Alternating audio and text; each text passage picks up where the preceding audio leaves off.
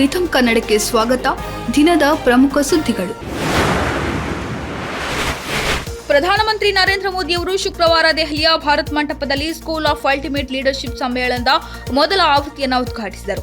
ರಾಷ್ಟ್ರ ನಿರ್ಮಾಣದಲ್ಲಿ ನಾಗರಿಕರ ಅಭಿವೃದ್ಧಿ ಬಹಳ ಮುಖ್ಯವಾಗಿದೆ. ವಿವಿಧ ಕ್ಷೇತ್ರಗಳಲ್ಲಿ ನಾಯಕರ ಅಭಿವೃದ್ಧಿ ಬಹಳ ಮುಖ್ಯವಾಗಿರುತ್ತದೆ. ಸ್ಕೂಲ್ ಆಫ್ ಅಲ್ಟಿಮೇಟ್ ಲೀಡರ್ಶಿಪ್ ಸ್ಥಾಪನೆಯು ವಿಕಸಿತ ಭಾರತದ ಪ್ರಯಾಣದತ್ತ ಒಂದು ಪ್ರಮುಖ ಹೆಜ್ಜೆಯಾಗಿದೆ ಎಂದು ಪ್ರಧಾನಿ ಮೋದಿ ತಮ್ಮ ಭಾಷಣದಲ್ಲಿ ಹೇಳಿದರು.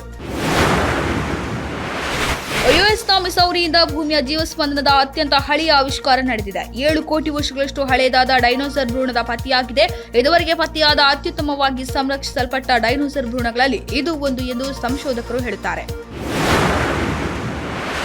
ಪುರುಷರಿಗೆ ಮೀಸಲಿರುವ ಸೀಟ್ನಲ್ಲಿ ಪುರುಷರೇ ಕುಳಿತುಕೊಳ್ಳುವಂತೆ ನೋಡಿಕೊಳ್ಳಿ ಎಂದು ಸಿಬ್ಬಂದಿಗಳಿಗೆ ಕೆಎಸ್ಆರ್ಟಿಸಿ ಸೂಚನೆ ನೀಡಿದೆ. ಶಕ್ತಿ ಯೋಜನೆ ಜಾರಿಯಾದ ಬಳಿಕ ಸರ್ಕಾರಿ ಸಾರಿಗೆ ಬಸ್ಗಳಲ್ಲಿ ಮಹಿಳಾ ಪ್ರಯಾಣಿಕರ ಸಂಖ್ಯೆ ಹೆಚ್ಚಾಗಿದ್ದು, ಪುರುಷ ಪ್ರಯಾಣಿಕರಿಗೆ ಸೀಟು ಸಿಗುತ್ತಿಲ್ಲ ಎಂಬ ಆರೋಪಗಳು ಕೇಳಿಬರುತ್ತಿವೆ. ಹೀಗಾಗಿ ಪುರುಷ ಪ್ರಯಾಣಿಕರಿಗೆ ಮೀಸಲಿರುವ ಸೀಟ್ಗಳನ್ನು ಪುರುಷರಿಗೆ ಬಿಟ್ಟುಕೊಡಬೇಕು, ಈ ಬಗ್ಗೆ ಗಮನ ಹರಿಸಬೇಕು ಎಂದು ಕೆಎಸ್ಆರ್ಟಿಸಿ ಮೈಸೂರು ವಿಭಾಗೀಯ ನಿಯಂತ್ರಣಾಧಿಕಾರಿ ಚಾಲಕರು ಹಾಗೂ ಸಿಬ್ಬಂದಿಗೆ ಇತ್ತೀಚೆಗೆ ಆದೇಶ ಹೊರಡಿಸಿರುವುದು ಈಗ ಬೆಳಕಿಗೆ ಬಂದಿದೆ.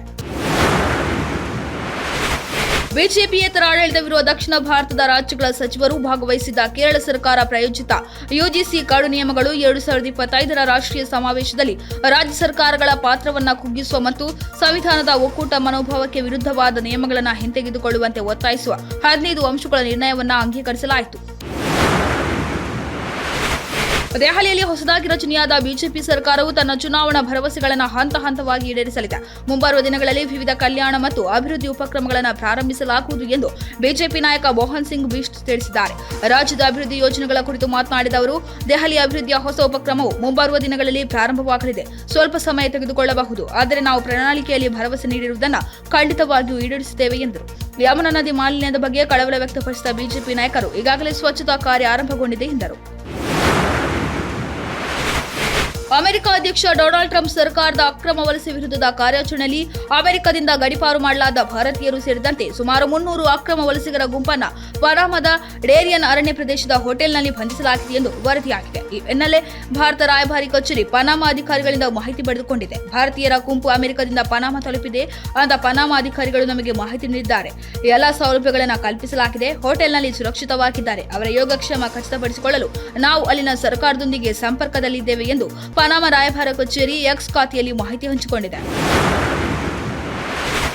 ಇನ್ನೊಂದು ವಾರದಲ್ಲಿ ಗೃಹಲಕ್ಷ್ಮಿ ಯೋಜನೆಯ ಫಲಾನುಭವಿಗಳಿಗೆ ಖಾತೆಗೆ ಹಣ ಸಂದಾಯವಾಗಲಿದೆ ಎಂದು ಮಹಿಳಾ ಮತ್ತು ಮಕ್ಕಳ ಅಭಿವೃದ್ಧಿ ಇಲಾಖೆ ಸಚಿವರಾದ ಲಕ್ಷ್ಮೀ ಹೆಬ್ಬಾಳ್ಕರ್ ಹೇಳಿದ್ದಾರೆ. ಬೆಳಗಾವಿಯ ಗೃಹ ಕಚೇರಿಯಲ್ಲಿ ಮಾತನಾಡಿದ ಸಚಿವರು, ತಾಲೂಕು ಪಂಚಾಯಿತಿ ಮುಖಾಂತರ ಫಲಾನುಭವಿಗಳ ಬ್ಯಾಂಕ್ ಖಾತೆಗೆ ಹಣ ಬಿಡುಗಡೆ ಮಾಡಲಾಗುವುದು. ರಸ್ತೆ ಅಪಘಾತದಿಂದ ವಿಶ್ರಾಂತಿಯಲ್ಲಿದ್ದುದರಿಂದಾಗಿ ಹಣ ಸಂದಾಯವಾಗಲು ಸ್ವಲ್ಪ ವಿಳಂಬವಾಯಿತು. ಈಗಾಗಲೇ ಅಧಿಕಾರಿಗಳಿಗೆ ಆದೇಶ ನೀಡಿದ್ದು ಶೀಘ್ರದಲ್ಲೇ ಹಣ ಸಂದಾಯವಾಗಲಿದೆ ಎಂದು ಸಚಿವರು ತಿಳಿಸಿದರು. ಭಾರತ ಕ್ರಿಕೆಟ್ ತಂಡದ ಮಾಜಿ ನಾಯಕ ಬಿಸಿಸಿಐ ಅಧ್ಯಕ್ಷ ಸೌರವ್ ಗಂಗೂಲಿ ಅವರ ಕಾರು ಗುರುವಾರ ರಾತ್ರಿ ಪಶ್ಚಿಮ ಬಂಗಾಳದ ದುರ್ಗಾಪುರ ಎಕ್ಸ್ಪ್ರೆಸ್ ವೇಯ ದಂತನ್ಪುರ ಪ್ರದೇಶದಲ್ಲಿ ಅಪಘಾತಕ್ಕೀಡಾಗಿದೆ. ಬುರ್ದ್ವಾನ್ನಲ್ಲಿ ನಡೆದ ವಿಶೇಷ ಕಾರ್ಯಕ್ರಮದಲ್ಲಿ ಭಾಗವಹಿಸಲು ಅವರು ಪ್ರಯಾಣಿಸುತ್ತಿದ್ದ ವೇಳೆ ಘಟನೆ ಸಂಭವಿಸಿದೆ. ಅದೃಷ್ಟವಶಾತ್ ಯಾವುದೇ ಪ್ರಾಣಾಪಾಯಗಳು ಆಗಿಲ್ಲ. 2 ವರ್ಷಗಳ ನಂತರ ಭಾವತೀರಯ್ಯನ ಚಿತ್ರ ಕೊನೆಗೂ ಪ್ರೇಕ್ಷಕರ ಎದುರಿಗೆ ಬರಲು ಸಿದ್ಧವಾಗಿದೆ ಎಂದು ನಿರ್ದೇಶಕ ಮಯೂರ್ ಅಂಬೇಕಲ್ಲು ಹೇಳಿದ್ದಾರೆ.